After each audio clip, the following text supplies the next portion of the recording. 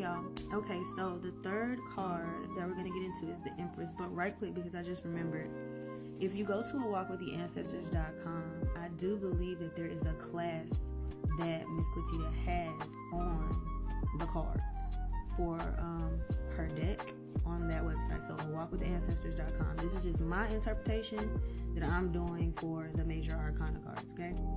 So the third card in the major arcana is the Empress. The Empress is an archetype of Venus. I also feel like there are Taurus and Libra themes within this card because of Venus being the planetary ruler of both zodiac signs. But the number 3 is associated with Gemini. So I also feel as though there are Gemini themes within the Empress card because it just makes sense.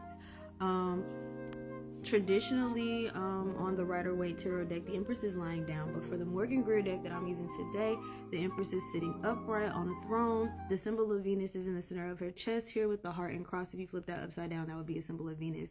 We also have the moon here, which is reflective of Taurus. Again, this is also, has Taurus themes with Venus. I feel like just the romantic energy of the Empress card has themes of inner balance that could be a theme of Libra, in my opinion. The Empress is about confidence in the body, which is a major Taurus theme as well. It's about self-worth and accepting comfort and relaxation as a means of an expression of abundance and wealth, and it's being relaxed in your knowing.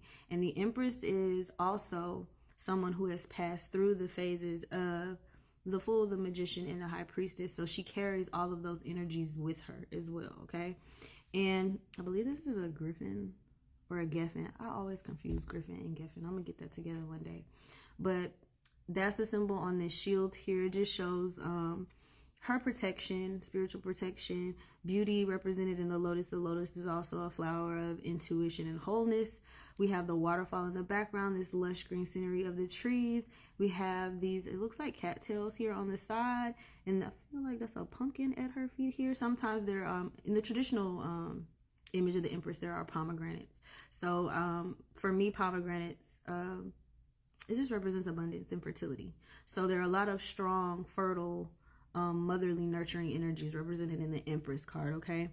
And I do also want to say that with the Empress card, this can come up in readings about motherhood. It can come up with readings about pregnancy in general, or, depending on the spread and other cards that surround the card. So that's also just a major theme of this card. Now, in the High Council Oracle and Tarot deck, we have opportunity, abundance, financial issues, maternal care, lack and gain, and then domestic problems for the reverse meaning here.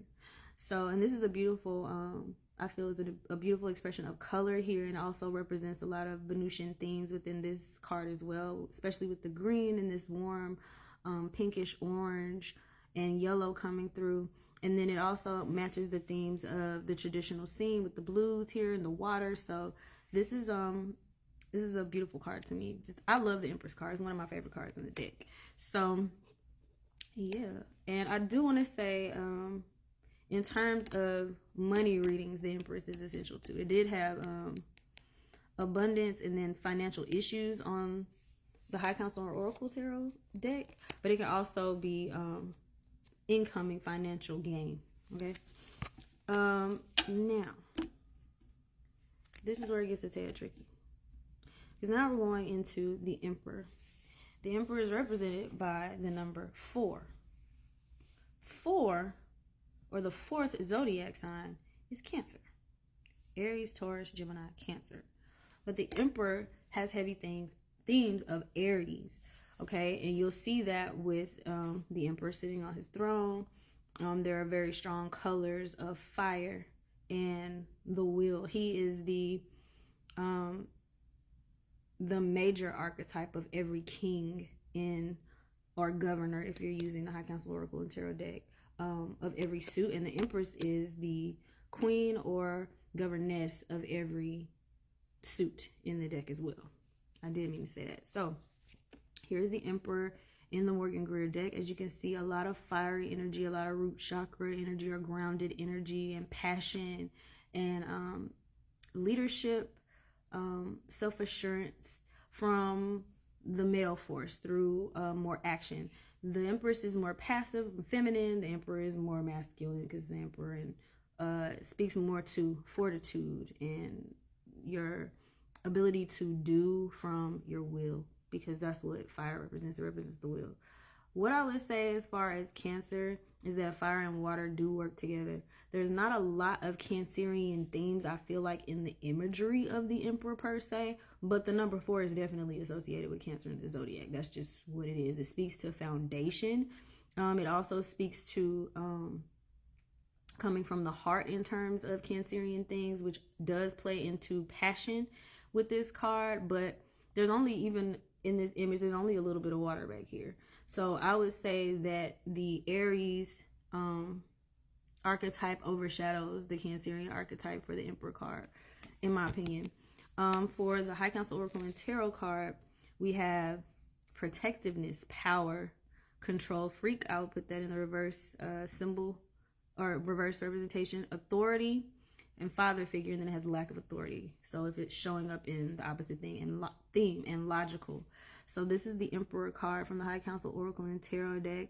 I love that it shows, you know, just the Emperor standing in his power versus being seated in his power in this deck. And I love that there's blue being represented here. I feel like that also speaks to the watery nature of the Cancerian themes in the number 4, in my opinion. But it's still definitely assertion and movement. And if you know anything about the elements, you know fire and water are opposites of each other anyway. So, all right, moving right along. Oh, what I do also want to point out in the Rider, not the Rider Waite, but the Morgan Grier, is that there's a scepter and a sword. And there is the bird in this image, which also speaks to foresight for the Emperor. So the Emperor is moving in a direction with foresight. And remember, he is also, any of the cards that come after the other has already been through that phase. And if you're going through the external process of the Fool's journey, these are people that the Fool is meeting along the way of his journey, okay? But the sword being here speaks to a sharp mind, and the bird represents strong vision. The scepter here is the power of the will, okay? All right, so now moving on to the Heirophant. Oh, another thing I wanted to say about Taurus, the Empress, and how Taurus is represented in the High Priestess. I would say that Taurus in the High Priestess is the hidden aspect of Taurus, and the Empress is the external aspect, or what is seen from Tauran themes or Taurus's themes from that angle. All right, but the 5th card we have in the major arcana is the Heirophant. The Heirophant is usually shown as a pope, religious figure, seated with his, you know, what are they, monks? Not monks, but friars or students at the foot of where he's being seated. And it shows symbols of having the keys to the conscious and the subconscious mind as a leader, but from someone who is following certain traditions. Now, the number 5 is associated with Leo. The themes on the Heirophant card are associated with Taurus as well. So you have themes of both zodiac signs, I feel like, with the symbolism of the Heirophant. And what I found to be so interesting is that in the High Council and Oracle deck, it's a lot more obvious, which just lets you know that the governess knows what she's doing. She knows what she's tapped into, in my opinion. Now, as you can see here in the Morgan Grier deck, the keys here represent having the keys to the conscious mind with the gold and the subconscious with the silver. And he has the staff, which shows that he is a figure of authority. He has his hand pointed up, which is really, in the traditional deck, is he's doing the as above and so below symbol.